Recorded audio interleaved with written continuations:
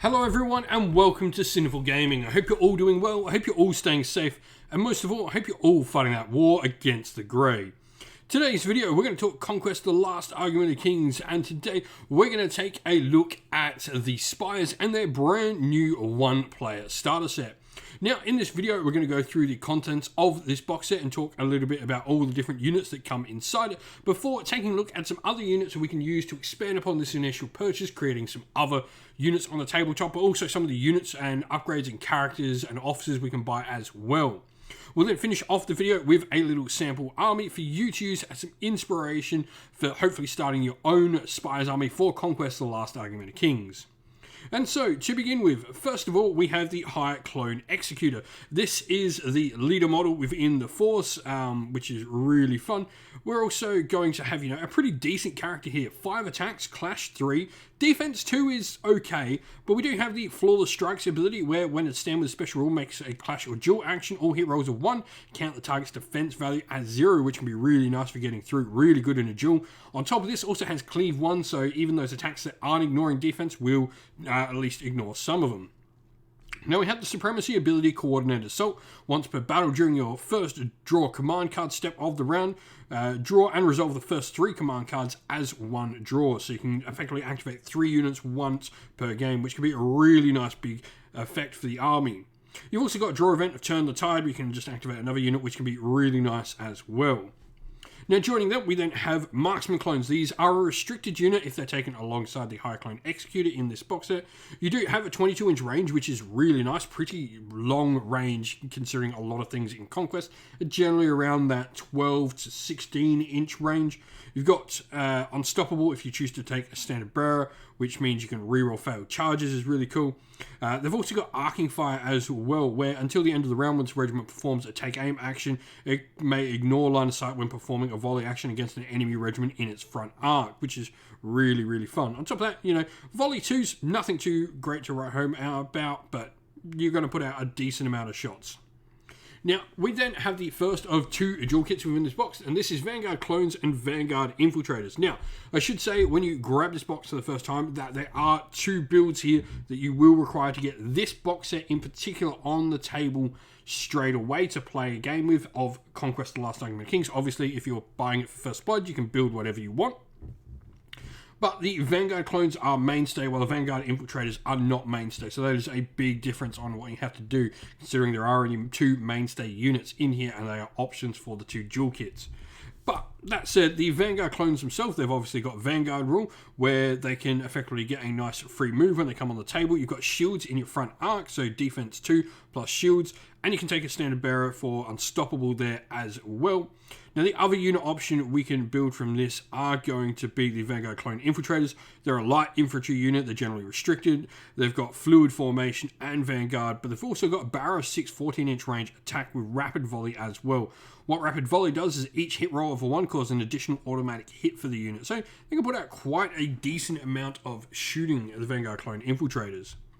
Now, next up, we then have the Bound Clones and Onslaught Drones. And this is another case like the Vanguard Clones. The Bound Clones are going to be a mainstay unit, while the Onslaught Drones aren't actually an option available at all for your High Clone Executor.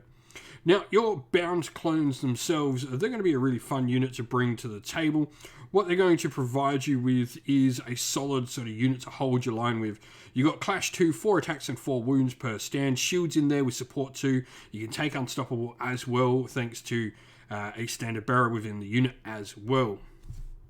And then we have the Onslaught Drones. This is the other option we've got. They've got 5 attacks each with Clash 2, 4 wounds per stand. Their big thing is the Line Breaker rule, where a stand with a special rule ignores the Shield special rule and Bastion X draw events when performing Clash or dual action. So really good at sort of punching through some enemy units there with their attacks.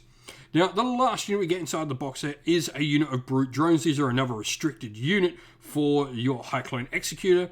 They are really fun though. So 5 attacks, 5 wounds per stand with Clash of 2. They've got Impact 3, Unstoppable as standard, so you've got rerolls and Flurry in there as well with 5 attacks each. Rerolling everything is really nice. The Oblivious rule is also super nice, where each time they fail morale test, they actually have to fail 2 to suffer a wound from any morale test failed. Also, we would like to thank Parabellum for sponsoring the channel with Conquest the Last Argument of Kings and Conquest First Blood. If you'd like to help the channel, you can do so by supporting us by going and using our affiliate code to get 10% off your orders on the Parabellum e-store. The code here on the screen will get you the said discount, CFGCONQ5. Go and get yourself 10% off and help the channel continue to make more and more Conquest content. Now looking at where we can go next, definitely looking at another character to bring in. I think the Biomancer for me is always the place to go. First of all, you've got the Biotic Renewal Draw event, which just allows you to roll a d6 and you heal the number of wounds equal to the result. If the regiment affected is not infantry, you have the healing value to d3 reduced. You've also got Men Flesh, where you can target friendly regiment and character of this character stand will heal 2 wounds. A regiment cannot heal as a result of Men Flesh more than once per round though. So, you know, a lot of different healing. You've also got the Provoke Instability ability as well. Now, this is your Supremacy ability, and until the end of the round, by performing a clash action with a friendly regiment, you can get a variety of different buffs from bonus attacks. You'll give yourself Decay as well, but generally you sort of supercharge your units for one big hitting round. Now, you do have a bunch of different Biomancers as well, where you can do a variety of different abilities. This model can take other models' wounds and heal itself with Harvest Essence. You've got the Catalytic Rupture, where you can do some damage to enemy units, Essence Transfer as well. Some really fun, just a variety of different sort of magic, but not magic abilities on the Biomancer. Now, obviously, you're going to need some troops to go with this, and Force-Grown Drones are a mainstay slot for this, and just a really nice unit to bring to the table. What your Force-Grown Drones are going to do is give you something really cheap that you can use on the tabletop. They're a mainstay unit. They've got shields, unstoppable. They're purposely mindless, is really interesting. So while the character is attached to this regiment, the regiment always uses the highest resolve characteristic in the regiment, including modifiers, even when broken. So they're effectively just tied. These are, you know, pretty much warriors that are sort of vat grown in minutes and just sent out to the battlefield when they will fall apart soon after the battle fails, even sometimes during it. Now, we're going to look at a couple of the different officers we can bring into the force as well. The first of these being the Ward Preceptor. This can go in a variety of your different units. It effectively just gives you a unit, the Bastion 1 draw event, really nice in some of your units with shields. And the other option we have here is the Catabolic Node, which I really like. This effectively, when the regiment declares a clash action, the Catabolic Node is in. You roll 2d6, and the Catabolic Node inflicts that number of hits on one enemy regiment that you're engaged with, and then will inflict the highest d6 number into your own unit. So effectively is, you know, this sort of Flesh Maker's bomb. And so here we have our sample army for you. 1,000 points on the nose. The High Clone Executor is going to be our Warlord, and we've given him the ability Cloned Redundancy. What this does is once per battle, when the character stand is removed as a casualty, you can remove another friendly character stand from the battlefield and return this character stand to the battlefield in its place. Now, this doesn't always sound great, but your Biomancer might be useful, but the High Clone Executor with his ability to super draw other events, I think can be really useful if you need another character, you need him to survive, you haven't used the Supremacy ability. This can be a really fun little ability. If you didn't want to go for Cloned Redundancy, there's certainly other things you can take a look at, but also this means your opponent actually doesn't count as having slain your Warlord if Cloned Redundancy swaps you over to the other character. Now, Vanguard clones, we've gone Standard Bearer and the Ward Preceptor. This is going to be our nice sort of holding block. And we've got the Bound clones in there as well with a Catabolic Node and Standard Bearer. Brute Drones, Marksman clones with a Standard Bearer round out the High Clone Executor's Warband. Like I said, you have to build those Vanguard and those Bound clones in order to get the other units you need and pretty much make that box set playable out the box.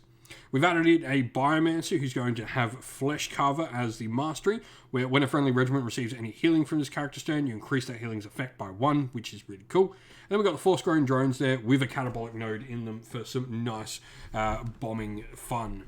But if you've been playing with the Spires in Conquest, let us know how you've been going. Let us know your favourite units to take to the tabletop. Let us know how you are going to use this box set down in the comments below.